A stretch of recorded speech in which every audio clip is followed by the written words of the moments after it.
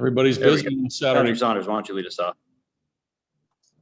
Good morning, buddy. How are you? I'm well, Patrick. How are you? Good. I have a couple of quick housekeeping things. Okay.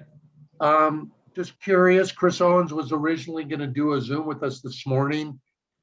He is not, and I have no idea the reasons behind that, but I'm curious. He did get the triple yesterday. I'm wondering, did he aggravate the hammy at all a little bit and get treatment, or where does that stand? Yeah, hammy's a little tight. He's getting treatment right now. And I can't, I've been busy myself this morning with a lot of different things. We'll find out a little bit more about how he might have been getting treatment on a couple different things. Okay. We'll find out. I mean, that news will become, I guess soon, what's going on with CO. Fair to say that that's still at a place where you need to monitor it and no doubt. Just make sure you don't push it over the limit. Yes. Okay. Brendan Rodgers, I don't believe any of us have asked about him in a few days at least. Can you give us any sort of update on where he is progressing? Yeah, he's doing really well. He and Kyle are both here, in San Francisco, obviously on the injured list, but his baseball activity and intensity is picking up. He's able, during batting practice today, he'll hit on the field. He's doing some fielding drills with Stu under the supervision of Keith, but he's progressing. He's doing some running to a certain level of exertion. Continues to strengthen the hamstring and his lower half. So he's doing well. It's a process to get to that point of everyday additional work, but he's checking off those boxes. So he's getting closer. I know that he feels confident. The medical team feels good about where he is. So all things are looking up for Brendan. But yet again, Patrick, no timetable. And you did mention Kyle as well, that he's with you now. What's the reasoning behind having him with the team as opposed to being back in Scottsdale? Well, he's here under the care of our major league trainers and physical therapists. Again, we'll monitor his rehab process closely firsthand. He played a little bit of light catch yesterday. He's going to play a little bit of light catch again today. Again, mostly strengthening and therapy. But again, he's making progress as well. So I guess to answer that, I think we want him here with Keith and the rest of our training staff, have him close to our doctors in Denver when we get back home, just to continue to follow his progress closely. Okay. We spoke with Jordan Sheffield a short time ago. He started spring training. It was a little rocky for him. He was a little wild, I think it's fair to say, and he got progressively better. And you've used him not a lot of innings in the early going, but he hasn't been walking guys or anything either. So where is he in your mind, buddy, in terms of what he can give you as a reliever and how he's learning to manage his command and his control? Yeah. Well, again, I think that, when you're in the situation like Jordan was as a Rule 5 pick, coming to a new team and understanding the ramifications of what that means, there's a little bit of pressure, trying to impress. So I thought he handled it well during spring training. Once we got our eyes on him and, watched him throw, watched his mechanics, we made a little bit of a slight adjustment that he was very receptive to as far as his sort of setup and where his shoulder alignment was when he came set at the belt. There was a little bit with the stride direction that we talked about, and he took those to heart. And again, here's a guy trying to make the team, trying to impress and pitch well. And a lot of times, a player will be hesitant to change anything, even though it was pretty subtle, because you want to put your best foot forward, knowing what you need to do to pitch well. But he took that coaching and put it into play, and I think it provided dividends for him in his performance. So now, 3 outings, 3 pretty clean outings. We're happy where he is. We like the fastball, the life to it, right there around, the mid 90s. The secondary pitches are solid. What the challenge there is to get them more consistently in the strike zone. I was impressed that, with the bases loaded, he fell behind Crawford 3-0, threw a strike on the 3-0 pitch, threw another strike that was fouled off on 3-1, and then threw a quality fastball to get the double play. So he came back. Again, obviously you can't have a lot of success falling behind 3-0, but I think with Jordan, the challenge is to get the ball in the strike zone a little bit more consistent with his stuff, especially his secondaries. But, so far so good. First time he's been in the big leagues for 10 days. We got to make sure that he continues to gain confidence and poise, and because this, a minor league game is a lot different than a big league game, as you guys know. We've talked about that. So there's a learning process and a process of feeling comfortable and confident as a major leaguer, and he's going through the early stages of that right now. But so far so good. Excellent. Thanks, buddy. Appreciate it. You got it. Manny? Hey, buddy. I wanted to ask you, we just talked to Herman and was wanting to know what you see from the rotation in terms of them maybe feeding off each other's success. Just had a string of great starts from them. Now you add Gomber to the mix, and he looked so much better yesterday. How are they kind of interacting during this stretch? Well, again, I think, we talked about it after the first turn of the rotation was, it was poor performance to put it bluntly.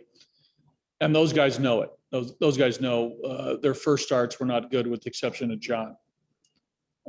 They realize their responsibility to the success of our team so much hinges on their own, personal performance. The starting pitcher, in my mind, always is the most impactful and influential performer for a team's success on a given day. If he pitches well, we have a really good chance to win the game. And that goes for the same on the other side too. Yesterday, you saw 2 starting pitchers, pitch extremely well. And we saw, a shutout going into the 7th innings. So our guys collectively have a great, I think, team spirit amongst the starters. It is something that I watch every day, how they collaborate, how they interact. They pull for each other. All the things you look for in a unit. They do the right things. Kyle being here adds to that as well. But Herman, Sensatella, John, Gomber, Chi, great supporters of each other. And to your point about pulling your own weight, I think is real. I think even, harkening back to my days, you never wanted to be that guy who was the wink link. You wanted to be the guy that, kept it going. So I think for most pitchers relish that challenge. They enjoy it. They take it seriously. And I think our group is a group that understands their importance. And it's really great for me to watch that, as once being in their shoes. Great. Thanks, buddy. You got it. Tracy Ringlesby? Buddy, it seems like from the post-game conversations and watching, the one thing that Marquez has had a little problem with has been the command of the fastball at times. Right. Is that unusual? Is a fastball usually a pitch that's that hard to command? And what do you think he's doing that he needs to do better with it? Well, you're right. I think that, in theory, the fastball in most cases is usually the straightest pitch thrown, unless you have, a big sinker, a big moving fastball. And there's some starting pitchers who have that and relievers who have that. But, with Herman, specifically. And I think with a lot of harder throwers, velocity is created by hand speed, how your hand comes, when you separate out of your glove and your arm swings back and your hand comes forward, it's coming with a great deal of speed. And the harder you throw, the faster that your hand speed is. And if your timing is a little bit off, it's going to create a little bit of variance in where the ball ends up. So with Herman, great hand speed because he has velocity. For him, it's a timing issue. You hear about, when we talk about deliveries and rhythm and tempo, when he's on and all those factors, he's going to throw quality pitches. But he does have movement, especially, away to a lefty into a righty. There's some movement that at times it's, challenging to control that movement. And that's where we are with Herman.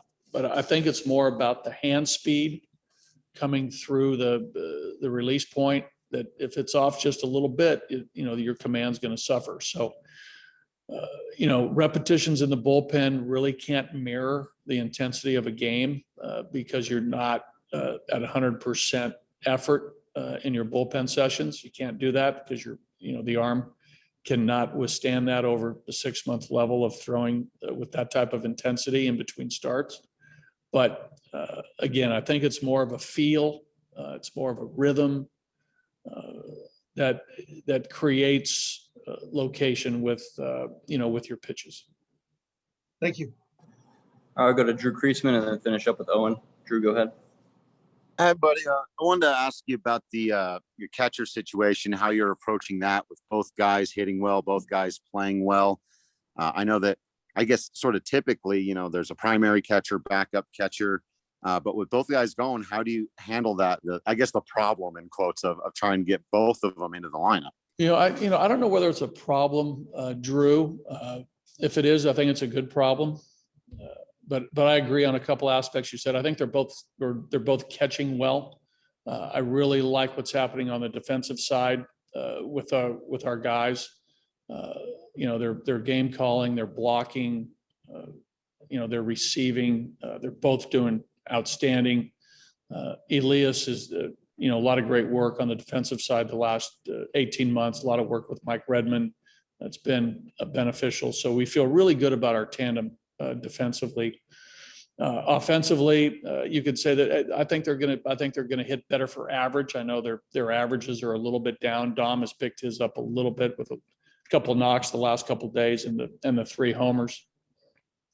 I think Elias is going to hit a little bit more than what his average shows here, and just 10 to 15 at bats. But again, there'll be a little bit of a matchup situation, I think, with our guys. Moving forward, playing in Denver, it's really tough to think that a catcher can pound out 120 games, 125 games, and even where they are in their careers. Dom being a rookie, Elias with a little bit more service time. It's a grind behind the plate, mentally and physically, to play a lot. And I think it's a good tandem that, in this case, sharing the load, I think is the way we need to go. Today, for instance, against Webb, I think it's with his changeup, the splits tell me that he's better against lefties and righties have a little bit more success against him. So, and I think both guys can catch any one of our starting pitchers, and I think all guys can handle our bullpen the same way. But I look at it from where they are in their career, it's more of a benefit to have this type of tandem.